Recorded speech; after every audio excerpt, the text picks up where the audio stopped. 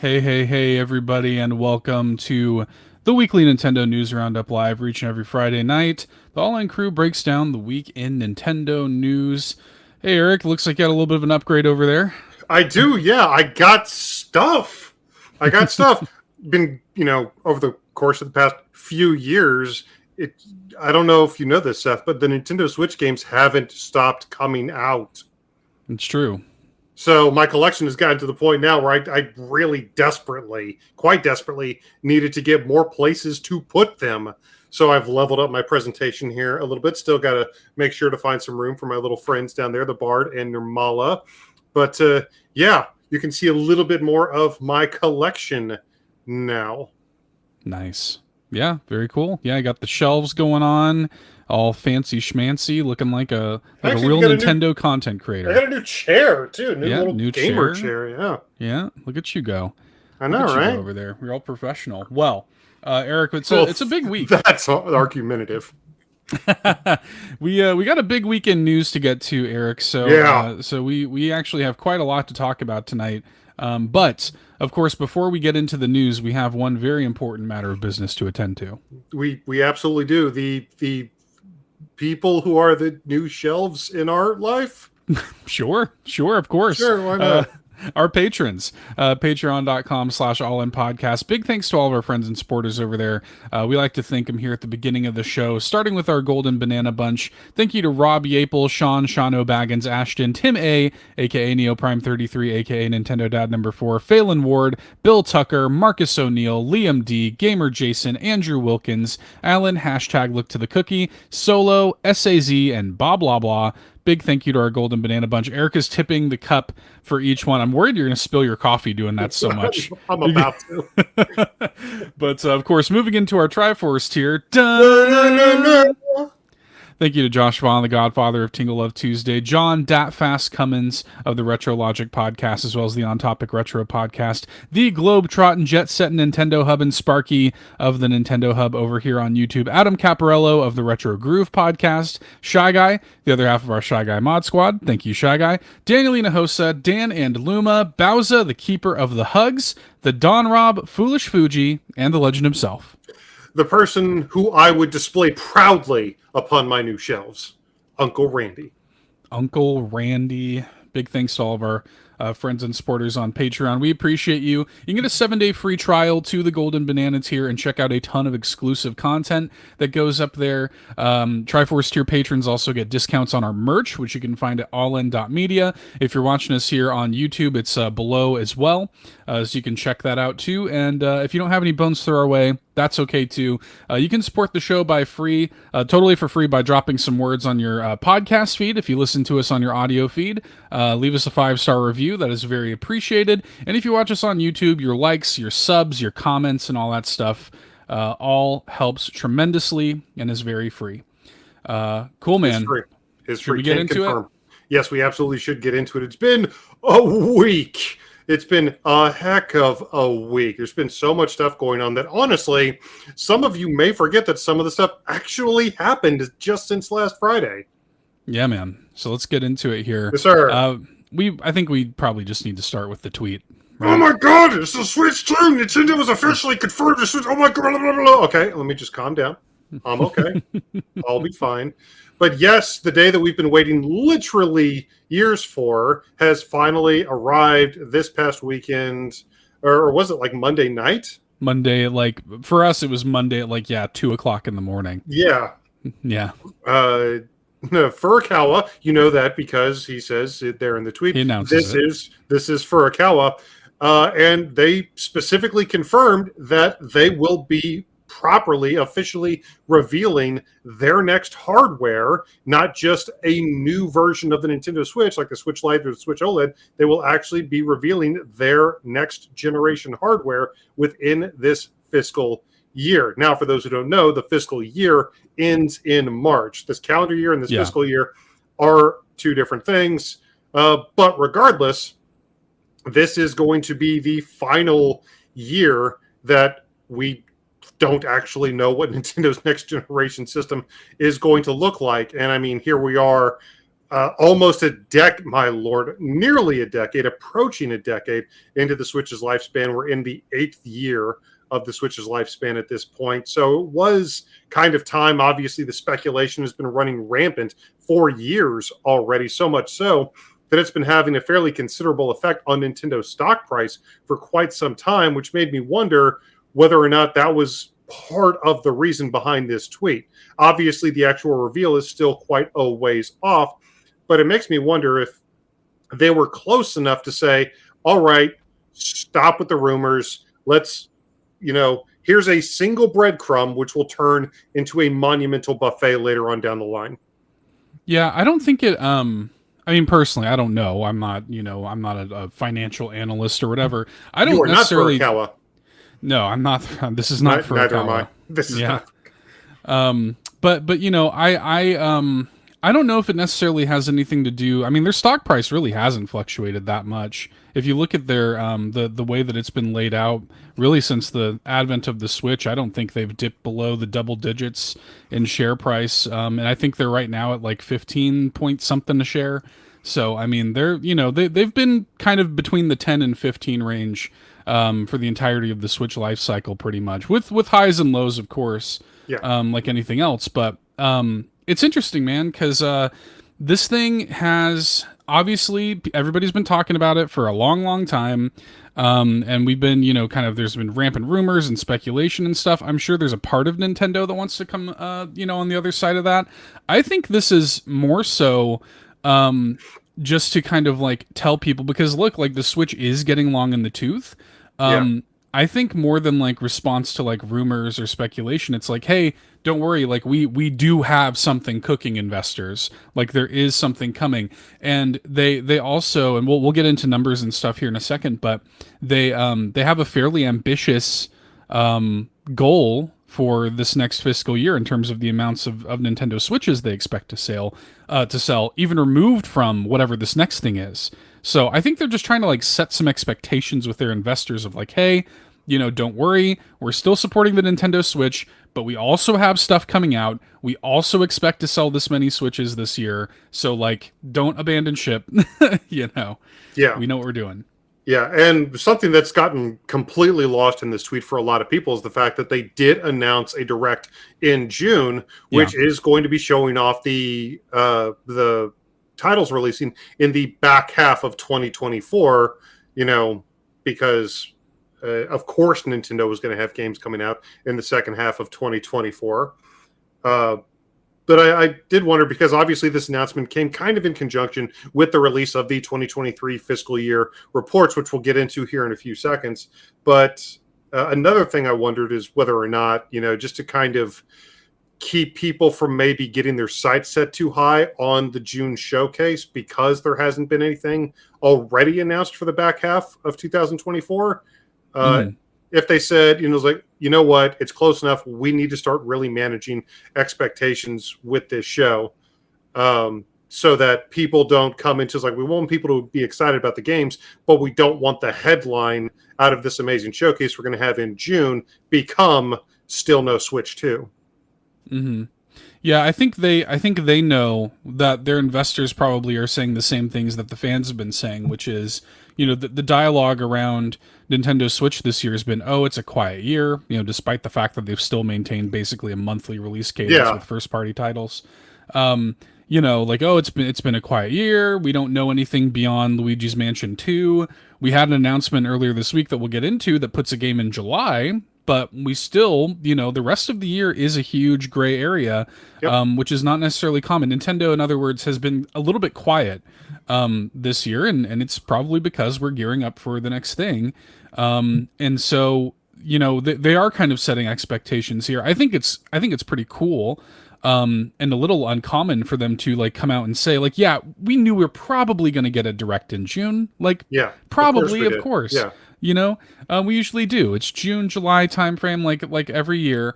But it's kind of nice that they just came out and said it. And they said, like, hey, not only are we doing it, but this is what it's going to be about. And, like, this may as well have been the exact same information they would give in a Nintendo Direct tweet, except for the runtime and, like, the time that it airs, you know?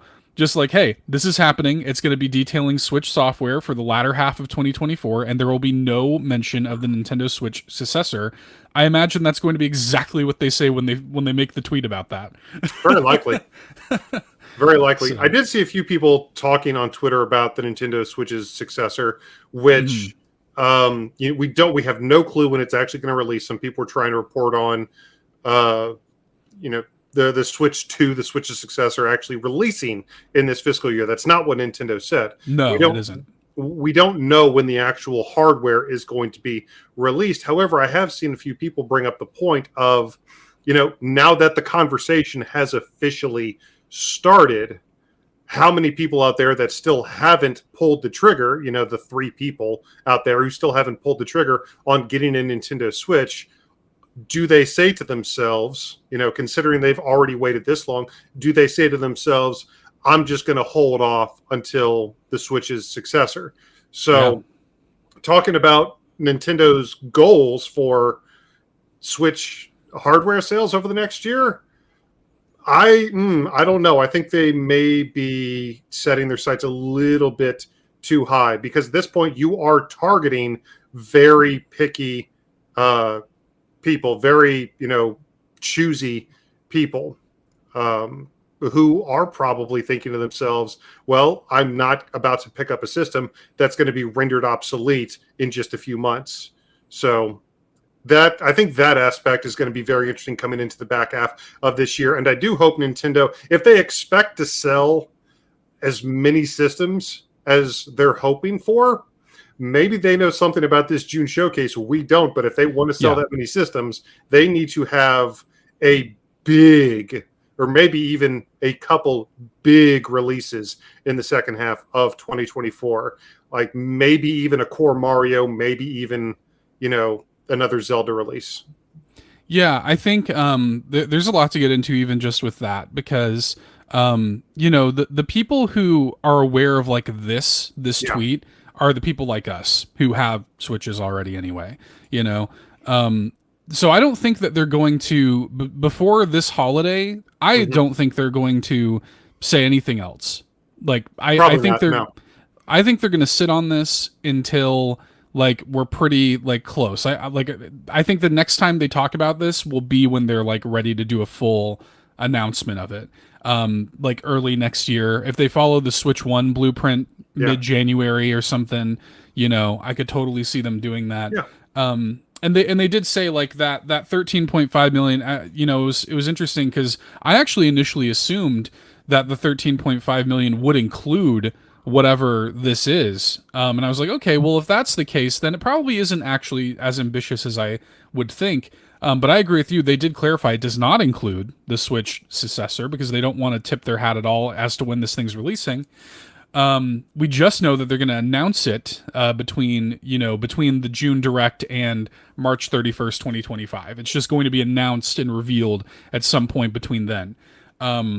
And so it's it's a little bit interesting. I think there are going to be some lost sales. Nintendo knows that too. They also released like the full transcribed investors Q&A session where they said like, hey, like the Nintendo Switch's hardware sales have been slowed. And it's been tough to maintain momentum. Obviously, the thing's going on 9 years old, so they're aware of that too. But it's interesting when I think of like, you're projecting 13.5 million. You either have to have a massive, software lineup for the end of the year that you think is going to move systems that you haven't already moved, or, and this is what I think is more likely, or you have to have a significant price drop happening coming into the holiday, or attractive bundles, or whatever. I think that's kind of what I expect. This whole time, the Switch has never had even one price drop. All these years, never an official price drop. Yeah. So I kind of expect that going into the holiday, but we'll see.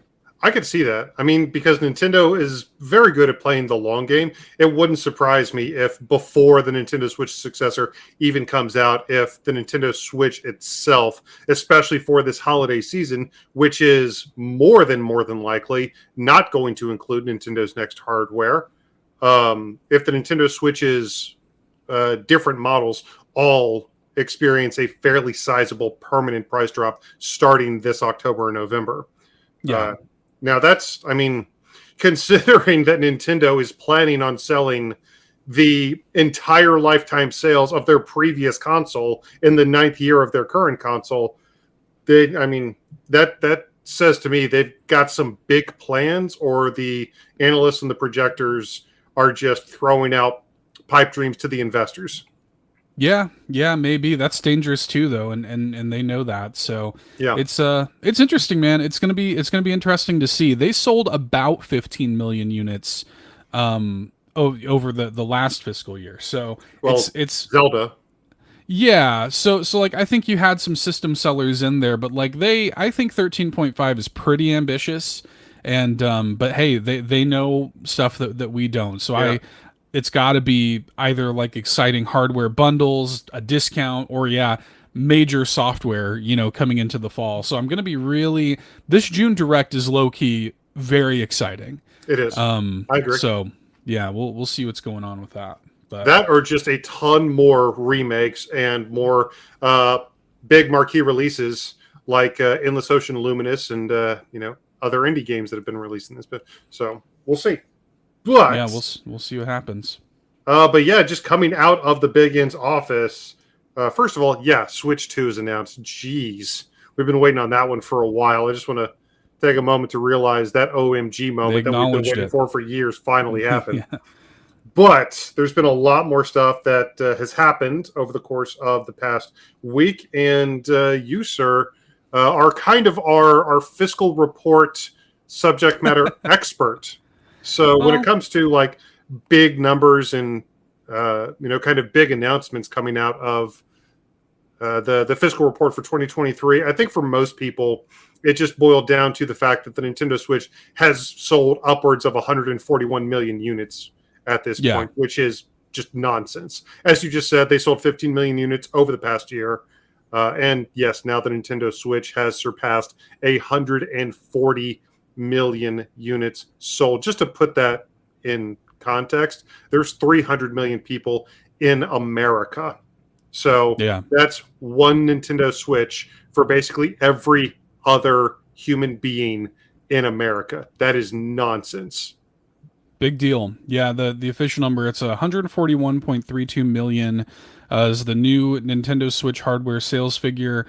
For those who have been keeping score, as we're kind of creeping up climbing the ladder, trying to overtake and become the best-selling hardware of all time, DS is next at 154.02 million, and PS2 is around 155 million. So if they do hit their 13.5 million units, and I actually think that that's probably what they're basing it on, is like, hey, it'd be great to take over PS2.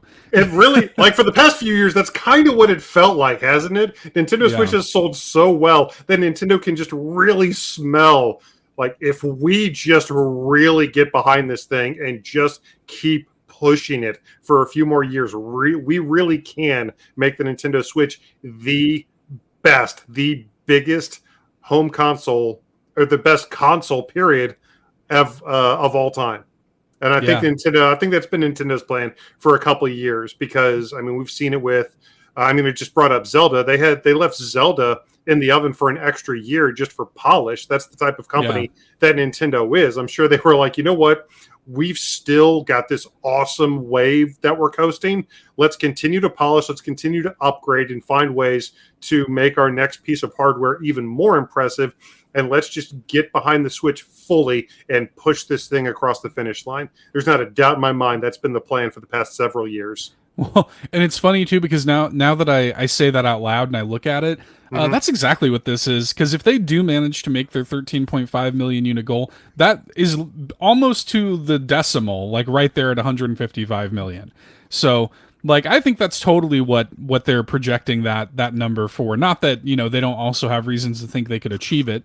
But yeah, that's definitely the goal. So who knows? The Switch, even before the successor comes out, it may already overtake the PS2. We'll see.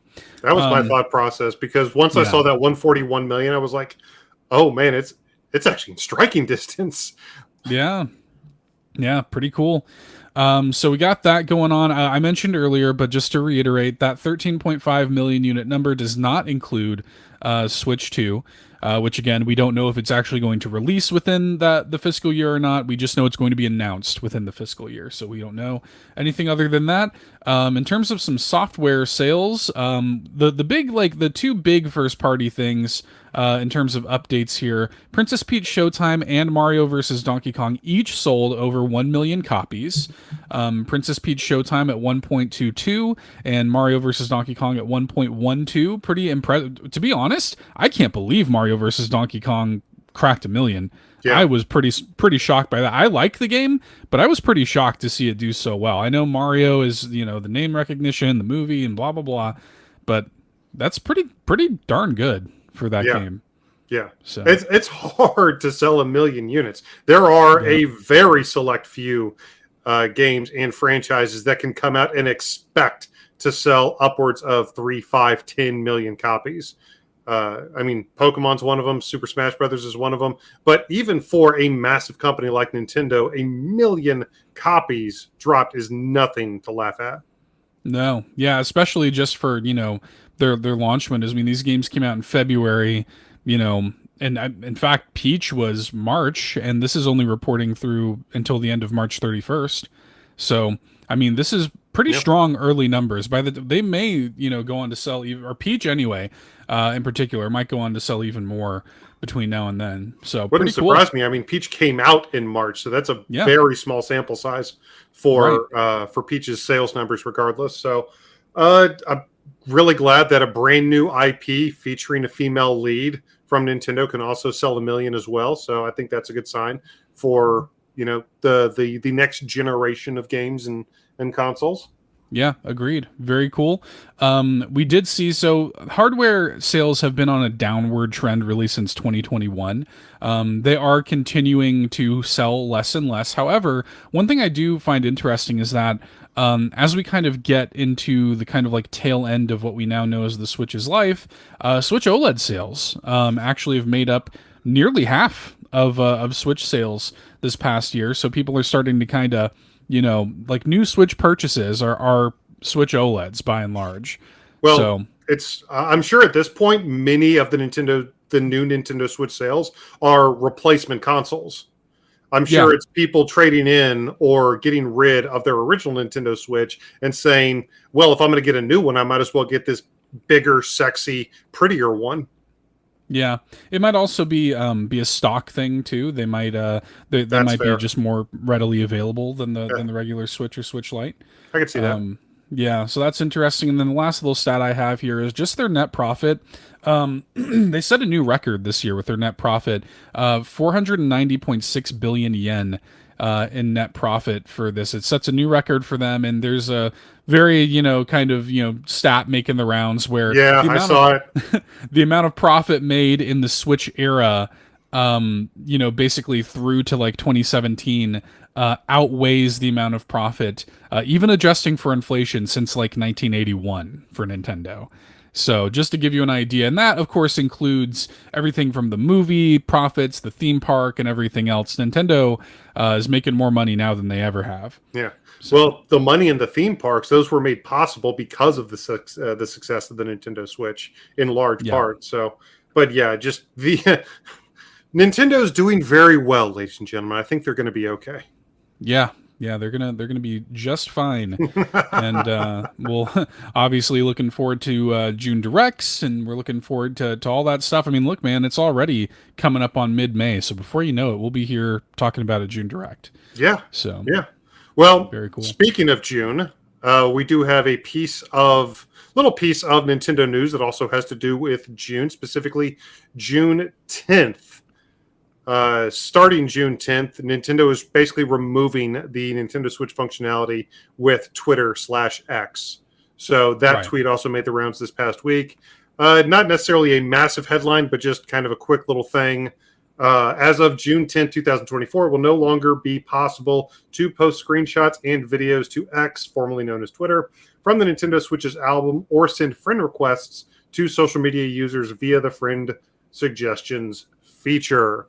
And honestly, more than anything, I think this is an indicator of the downward spiral that X itself is going through. I didn't even realize this. Apparently, Nintendo has been having to pay Elon Musk for this type of functionality on their platform Everyone does. when honestly it's Twitter who should be paying Nintendo to have functionality on their now 140 million platforms and homes all over the world. So it doesn't surprise me at all that Nintendo just looked at this and says, yeah, we really shouldn't be doing this anymore. Yeah. Yeah, and they're really just following suit. So this is from I love this. This is from the community clarification on the tweet that X made. You know, they have a new X gaming tweet. Yeah. That basically is like, you know, like we did change our API and everything, but we've been working, you know, with Nintendo. It was ultimately their decision to pull out and blah blah blah. And it's like, well, yeah, it's because X is charging companies upwards of $40,000 or more per month to access its API. Sony's PlayStation and Microsoft's Xbox already removed integration with X last year. So Nintendo is just, you know, another in the line of people saying nope. And I don't blame them. I don't blame them either. But yeah, if you guys were a fan of taking pictures on your Nintendo Switch and posting them directly to your Twitter account from your handheld hybrid, that functionality is going away starting June 10th. I mean, honestly, for me, I always did the AR code thing. I don't know about you. I just always found that easier. I agree, and I want to say too, there's a really really great app that I've talked about on our shows before, but I'll take any opportunity to plug them. It's called Switch Buddy. Switch Buddy is a great app that just simplifies the entire process. It just you can take a picture, you use the QR code and whatever, and it just puts it straight on your phone.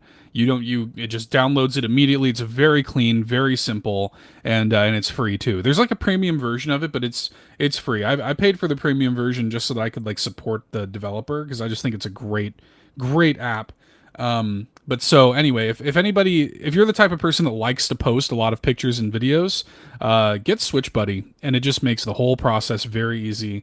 And I like what they do a lot. So who needs Twitter, man? I've been posting so many pictures since Endless Ocean came out a couple weeks ago. But not a big story, but really indicative of, I think, the state of social media platforms these days more than anything else. But I think it's time to more interesting news. Nintendo has made several big announcements this week. First of all, they mentioned the Switch 2. Second of all, they talked about the removal of their integration with Twitter. And third of all, the Burb was right. Nintendo has brought back officially the Nintendo World Championships. Kinda. Yeah. So Nintendo officially released this 3-minute long trailer / long form TV ad, bringing back a ton of former Nintendo World Champion competitors. It was. It was, but I have a couple comments about this in a few minutes. But they brought back a ton of former Nintendo World Champion competitors, essentially to help them announce this brand new Nintendo World Championship NES game that's releasing in July. Now, it's not NES Remix or a remake of that, beloved little twosome game, but yeah, there you go. Nintendo World Championships NES Edition, which is a collection essentially of incredibly short form challenges featuring 13 NES games. And when I say short form challenges, I mean these challenges will probably only take you between like 3 and 30 seconds in general. These are very, very short form, essentially speed run challenges meant to really kind of tap into those people that are point chasers, that are speed runners, and that would like to approach some of these NES classics from a slightly different perspective. Yeah, and this is the kind of thing that should appeal to me. This is the kind of thing that I should like. I like stuff like that. I like leaderboards. I like, speed run stuff. I like doing stuff like that. Yeah. This really does nothing for me, to be honest. Yeah, I wondered if maybe I was the only one. I wondered why, and I think it's just because,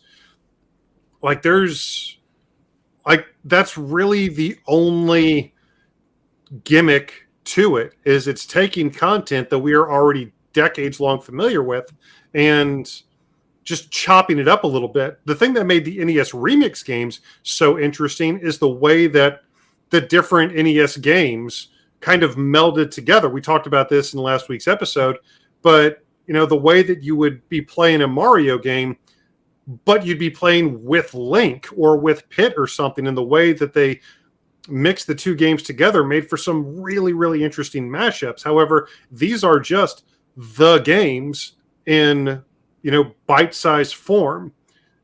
These are games that all of which you can play on Nintendo Switch NSO. These are just vertical slices, admittedly many vertical slices, but there's nothing new in terms of the content. There's nothing new. It's just the content that we all know and have loved for decades. And Nintendo says, hey, play this 2-second part of the game as fast as you can. It doesn't really do anything for me either. And the comment that I was going to bring up in regards to all of the returning Nintendo World Championship competitors, that and this physical edition that we'll touch on again here in just a second, that all just felt to me like a big smoke and mirrors. Like we've got to do everything we can to build this thing up, to hype this thing up arbitrarily and artificially, because the way that Nintendo is presenting it really makes me think that Nintendo themselves didn't have a lot of faith in the game itself. So they're doing everything they can to sell it. And that includes that physical edition that we just saw. I think they're leaning into the nostalgia of it. I think that they're like, hey man, nostalgia sells. There are going to be people who are into this. We should also say the standard digital edition of it is only $30. Yeah. So it's a pretty low ask, but to be honest, like for me, when I looked at this, I was like, why is this not just a free NSO game? Like, this is no more content rich than F-Zero 99, for example.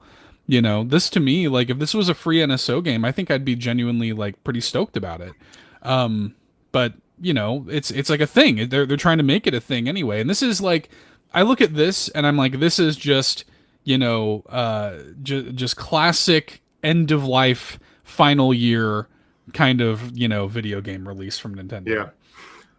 Be quiet, Seth. I don't know what you're talking about. I didn't impulse buy the collector's edition of NES of Nintendo World Champ. What? No, I didn't. Me.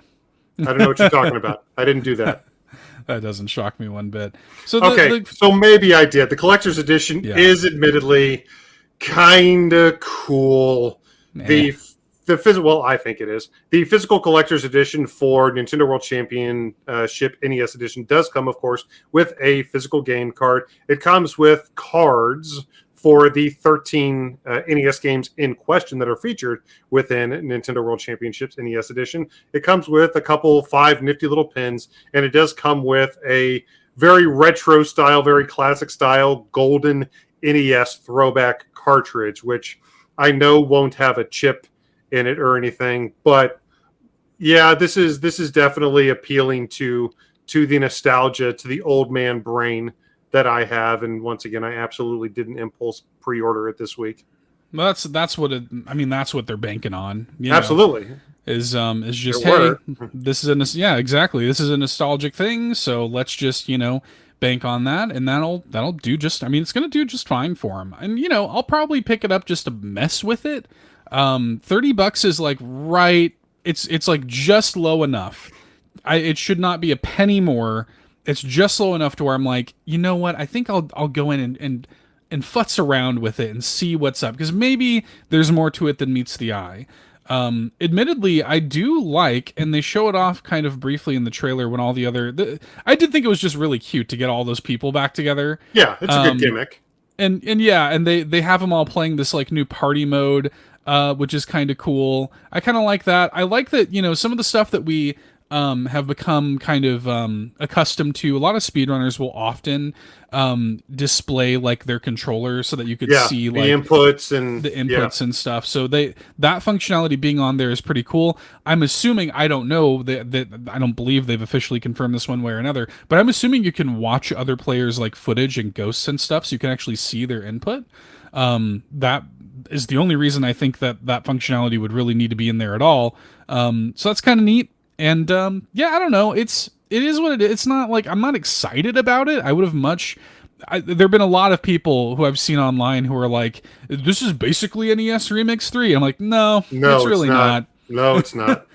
But yeah, I don't If know. they had just added a few things like that to the end of it, it's like play through these 150 challenges, and once you finish all the challenges for one of the 13 games or something, you unlock a few dream challenges. You know how they have the Mario and Sonic Olympic games where Yeah, you've got the normal style games, but you can unlock the dream events, the much more arcade style, completely over the top versions of those events, or right. you know or in NES Remix, where you can get those events and those challenges that do just completely mash up multiple NES games together. If they'd added a few things like that in as carrots on a stick for us to play through these, I think this would have been a much easier ask, and I don't think it would have required a ton of extra content to do that. Regardless, speedrunning has become a ridiculously popular aspect of gaming culture, and it is admittedly nice to see Nintendo really going after that audience, really, tapping in to that aspect of gaming. Yeah, although I will say too, like, because we're just getting like very, very short snippets of these games, Yeah. this is just going to be like 150 or whatever micro challenges that just come down to optimizations of a fraction of a second, Yeah. you know? And that's what speedrunning ultimately is anyway, but you typically have to like learn a game or learn like a big section of a game. These are just really tiny little things, so it's just going to be people agonizing over A what is frame. possible. Yeah. Yeah, just like what is possible within that space, and there are going to be people at the top, and you're like there is a ceiling to that, you know. Yeah. So I don't know. There's a part of me that kind of hopes that they, and I almost wish that they had said this, just like, hey, actually, we are planning on continuing to support this. It'd be kind of neat if this became like a little bit of a platform where, in a month, 2 months, or whatever, they drop 50 more challenges, or whatever. That'd be kind of neat. But Hey, we dropped some Star Tropics challenges, everybody. Hey, yeah, that'd be cool. Just stuff like that. Where I could see that. I understand too that the 13 games that are here are like the games that were actually part of Nintendo World Championship. So I understand that. I do kind of wish that they had like integrated more games into it, I know. for a little more variety, but still. Yeah. And that's ultimately for me what I think my biggest disappointment is in terms of the content itself.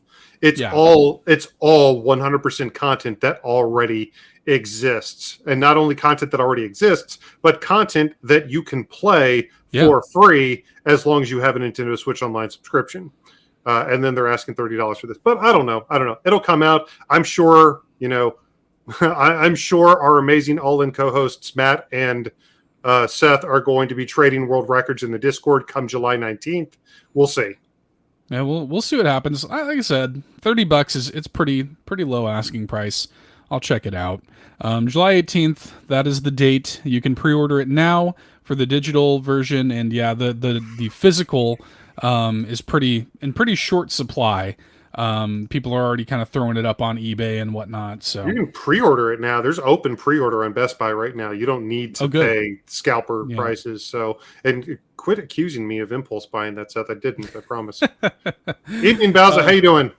Hey, Bowser. Bowser's here in the chat. Good to see you, my friend.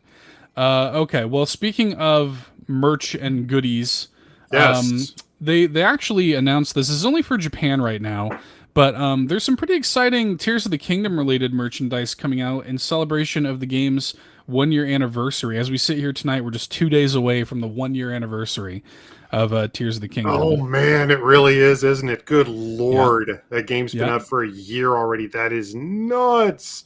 But yeah, I've been looking at this Masterworks thing over the course of the past 24 hours, and yeah, it looks pretty nifty. I don't know if it's going to be something I'm going to be picking up at this exact moment in time, but I mean, when it comes to these, like the Zelda soundtracks and these Zelda art books and all of this stuff, it's stunning. All of it. They are worth owning.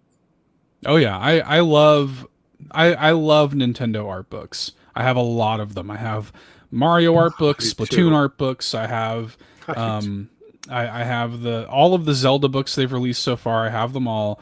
You got And all if they those localize, Splatoon ones, really? yeah, mhm, Nice. yeah. And if they localize this, I'll get it too. Because I just love. I mean, they've shown a few pages Yeah. of artwork from it, and it's just breathtaking art. It's gorgeous stuff. I even love just little stuff like this, like seeing little like potential hairstyles for Yeah. Zelda. You know, Zelda was almost a Karen.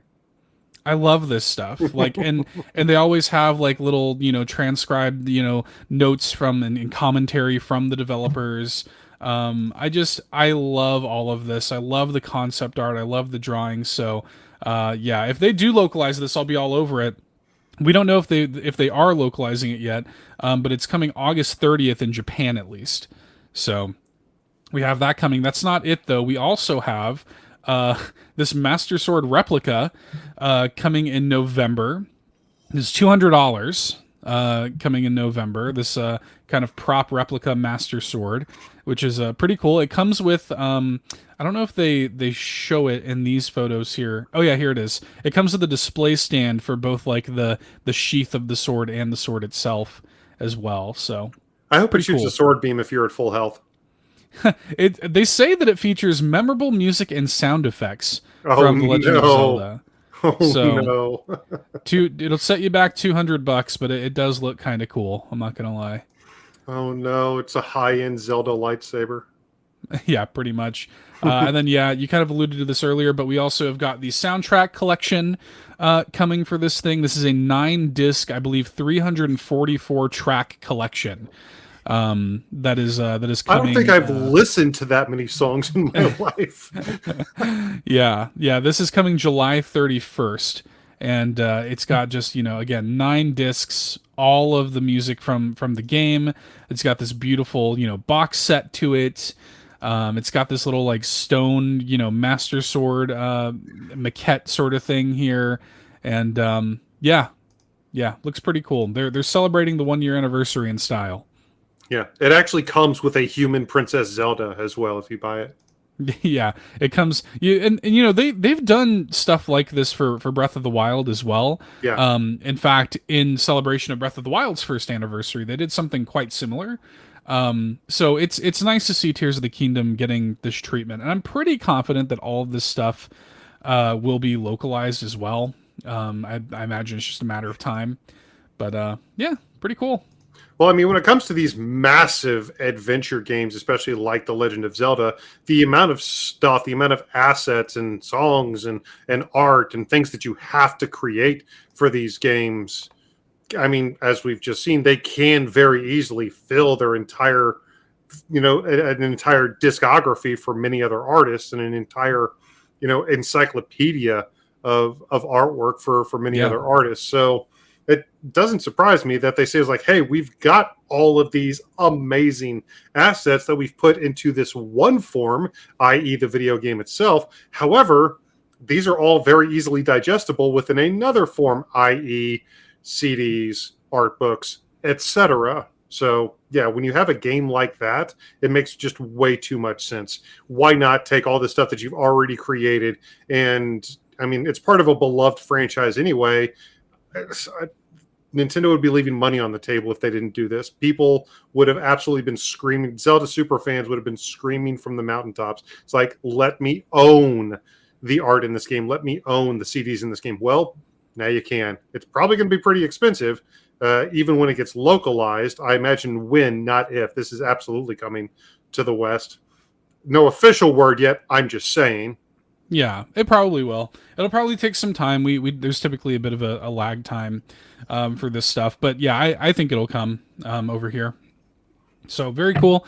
Well, Eric, I know this next story you're really excited about. I am. Our friends over at the World Video Game Hall of Fame and the Strong Museum of Play up in New York did, of course, announce the 2024 class of the World Video Game Hall of Fame.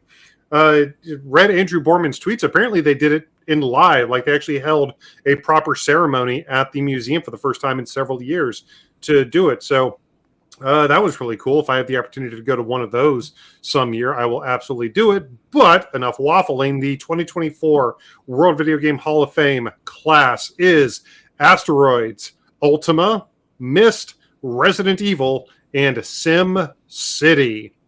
I will say, while none of those games may be immediately recognizable with Nintendo platforms, I will say 4 of those games have actually released on Nintendo platforms over the years. Atari has released a ton of times as part of various Atari, or Asteroids has released a ton in various Atari collections. Obviously, Resident Evil.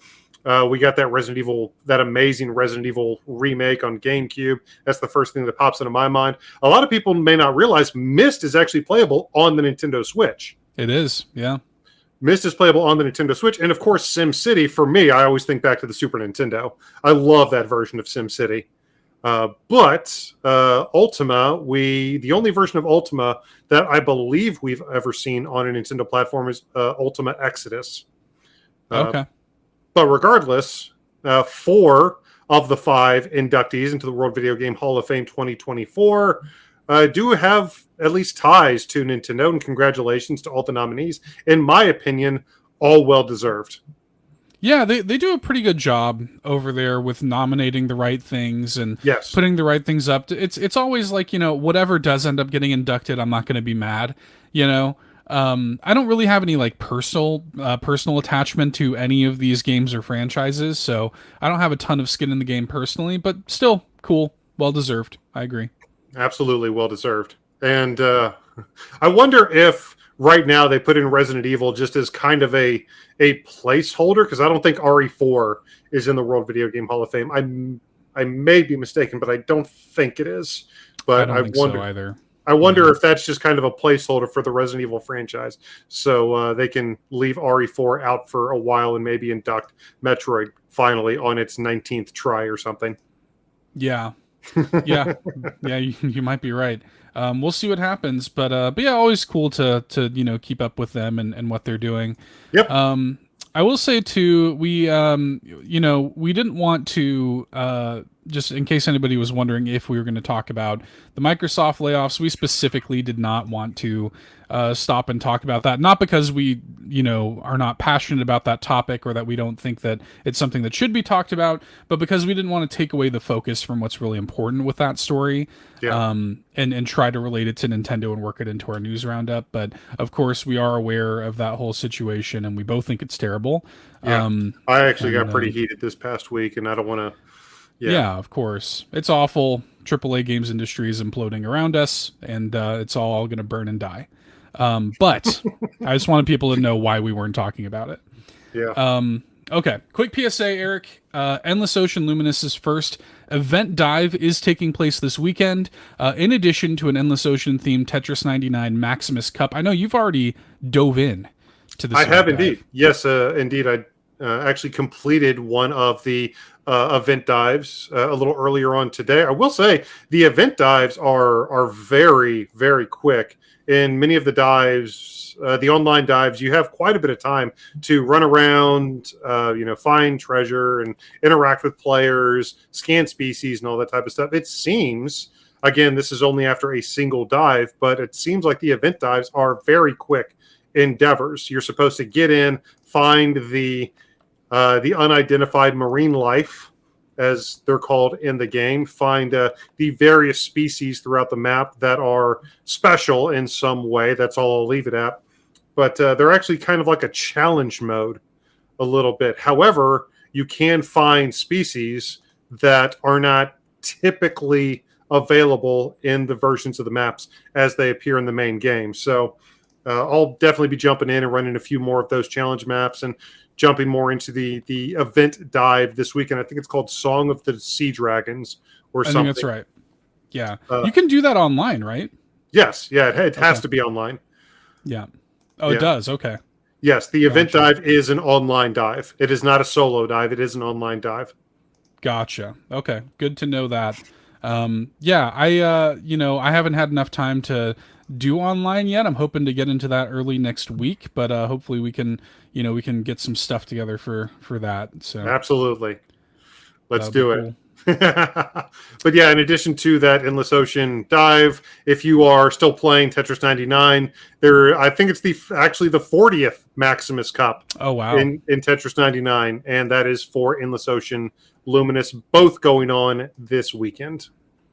Very nice. Well, Let's get into some notable releases before we say goodnight, shall we? I wholeheartedly agree with that. Not necessarily a ton. However, some absolutely very notable releases that have come out over the past couple days. Very quickly, we announced last week that the deluxe version of the Pac-Man Chomp Champs game came out. The Right. normal version of that, the non-deluxe version, that is now widely available for $19.99 for anybody who wants to check that out, for anybody who didn't get the deluxe edition.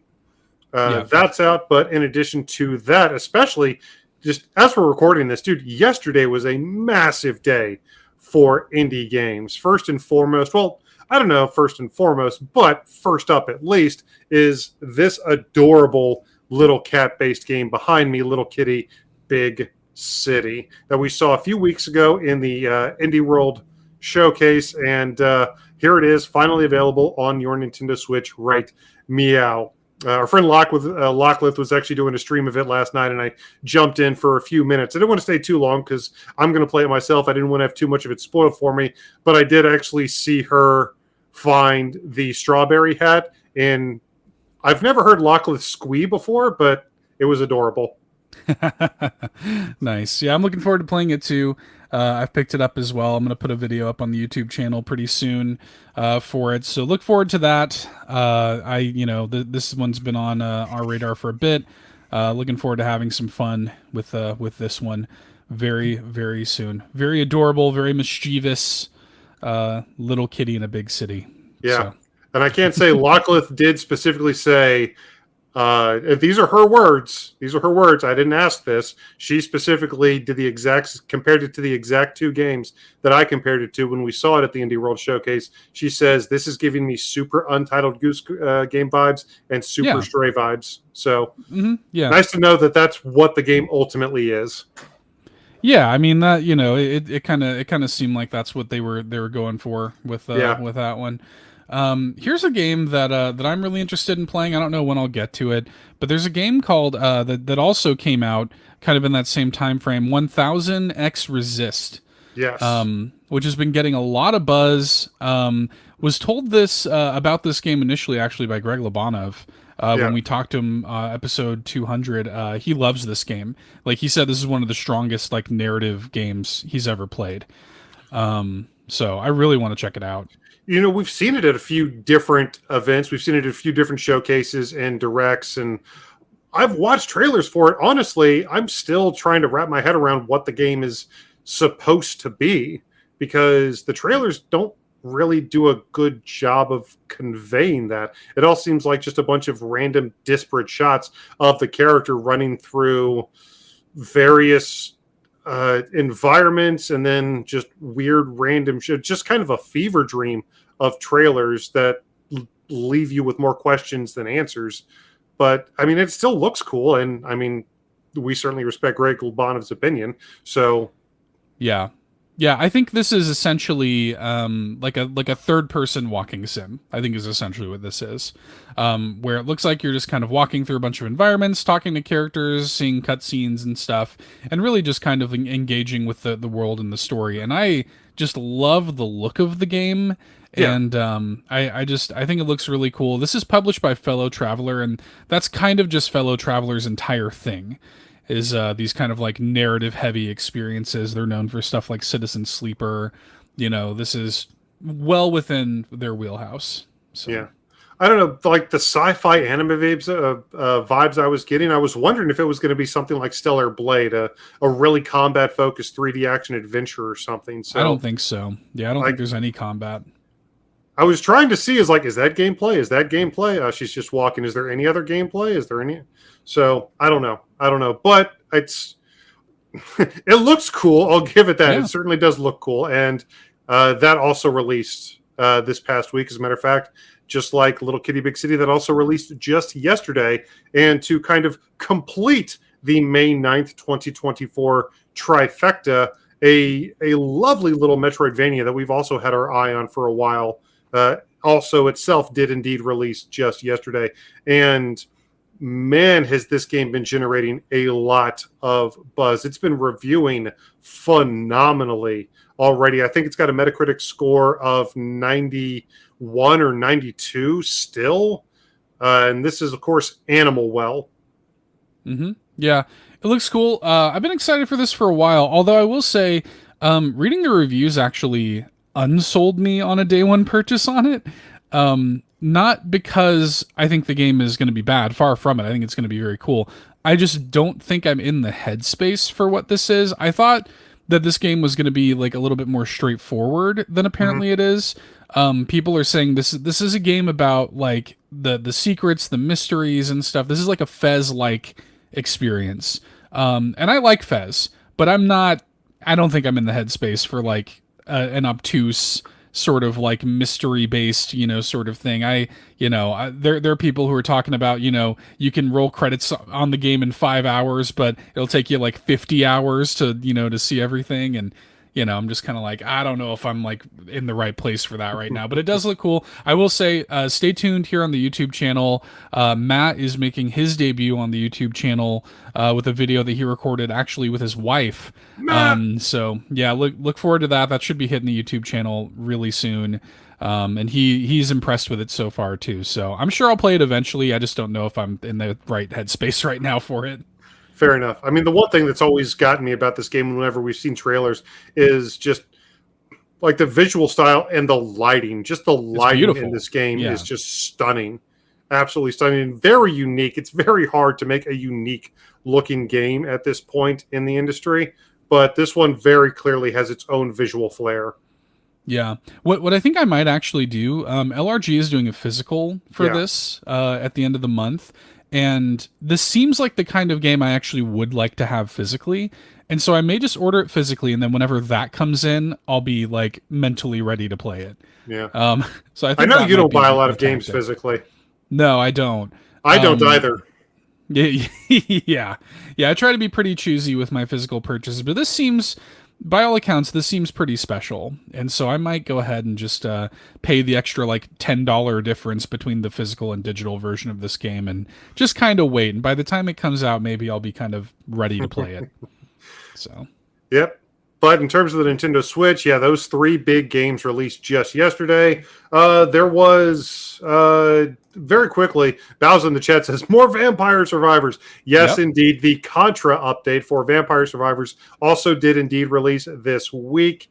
As announced, you can play as, I think, 11 new characters and new missions, new weapons, a ton of new stuff inspired by Contra Operation Galuga. So that is available also for all of you Vampire Survivors nuts, myself very much included in that statement. And I also want to make sure to mention that I saw this on Twitter, a surprise free content update just released for Island Song. So if you're a fan of that game or if you've never played it before, that just got a shadow dropped free content update earlier today as we're recording this. Very cool. Yeah, last thing I want to shout out, I want to make sure y'all know about this. Corpo Nation, the sorting process from Platonic Friends, who did send us a code for this to make a video here on the YouTube channel, which is what I have up here right now. This is my gameplay. I want to make sure people know about this because, I came into this game pretty blind, and I'm not going to say too much about it because I want you to go into it blind too. But it is very, very cool.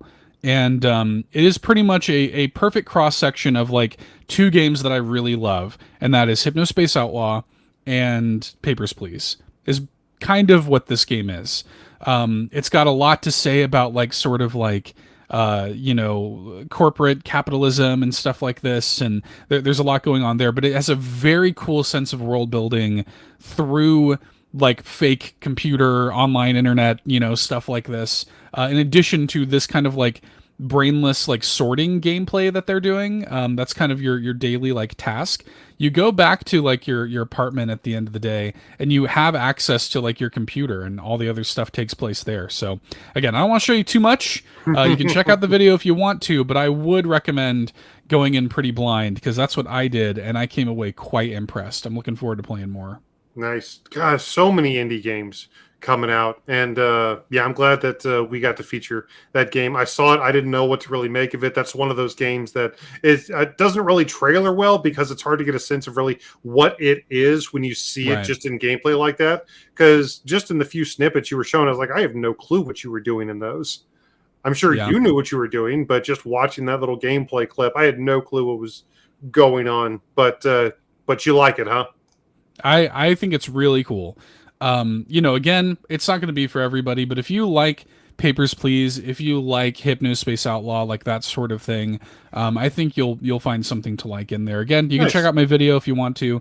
It's live on the YouTube channel if you want to see what it's like in motion. So Nice. Well, if you want to check that out, go ahead and check that out. If you want to check out any of the games that released this week, make sure to let us know. Make sure to let us know what you guys are playing this Mother's Day weekend. Are you going to be dropping into the big city and playing as a little kitty? We'd love to hear about it. Let us know. Reach out to us on Facebook and Twitter at All In Podcast. Make sure to jump into our Discord. We would love to have you up in the Discord, especially if you want to join us for some Endless Ocean Luminous event dives, which I'm sure our Discord is going to be jumping into over the next few days. Go ahead and join our Discord. We've had a few new members added to the Discord over the past couple days. That ferret fart was I love that screen name. But in addition to all of that, make sure to check out the videos. Seth's brand new video for the game that we just featured, and the new Animal Well first look coming soon from, again, our amazing friend Matt, making his all-in YouTube debut. So be on the lookout for that. A ton of content going up all the time. But in addition to the podcast and the videos and all of that stuff, Seth, we somehow find time to create exclusive content for our patrons. Yep, patreon.com/allinpodcast. Links in the video and podcast description for that. Check it out. We've got you can get a 7-day free trial to the Golden Banana tier. We do put up exclusive content there every single week. Tons of perks and things to check out over there. If you want to throw some bones our way, another great way to do it is picking up some merch at allin.media. Links to that are below as well. You can get, Eric's holding up his fancy polo tee. Brand new, refreshed merch store. A ton of stuff you can pick up over there. But again, a great way to support the show entirely for free is to drop words, leave reviews on your podcast feed. If you listen to us there, the 5-star reviews, they really do help a lot. And if you're watching on YouTube, again, your likes, your subs, your comments, all helps, and that's just a free way to support what we do here, and we really appreciate it. We do. We absolutely very much appreciate it. I know we do the sad read in every episode, but honestly, no kidding, for realsies, for everybody who has picked up a piece of our merch at All In Media, for everybody, All In.media rather, for everybody who has dropped words on whatever podcast service you happen to follow us on, to all of those amazing patrons that we shouted out at the top of the show, and to anybody who has even just shared our content across the internet, to each and every one of you, we would like to extend a Mother's Day namaste. Namaste, everybody. That's been the news roundup. Thanks for hanging out, folks. Thanks for hanging out, Bowser. Good to see you in the chat. So tomorrow, on tomorrow's episode of All In, we are doing a bunch of like family-oriented segments, which is really fun. We're doing the top 5 cats in Nintendo history to go alongside Little Kitty Big City. We're doing an indie showcase on open roads to celebrate Mother's Day. It's a very like mother-daughter story. A really cool indie showcase discussion that Eric and I had for that one. And we're doing we're also doing, oh, hey, Star Athena. I see you there in the chat. Good to see you, my friend. You're always welcome to lurk. And we're doing a boomerang review to celebrate the 5th anniversary of Detective Pikachu. We got to be the only Nintendo podcast reviewing Detective Pikachu, the hit movie Detective Pikachu from 2019. I think we're the only Nintendo content creation platform that even acknowledges the 5th anniversary of this movie. So yeah, but it's fun. It was out fun there paving the way. Absolutely, Yeah. It's fun to go back to. And make sure to listen to the full episode of All In, a Nintendo podcast dropping in your feeds tomorrow. Yeah, well done. So yeah, that hits tomorrow. We'll see you then, and we'll be back here next week. We'll talk to you all soon. Have a great weekend. Happy Mother's Day. Bye bye.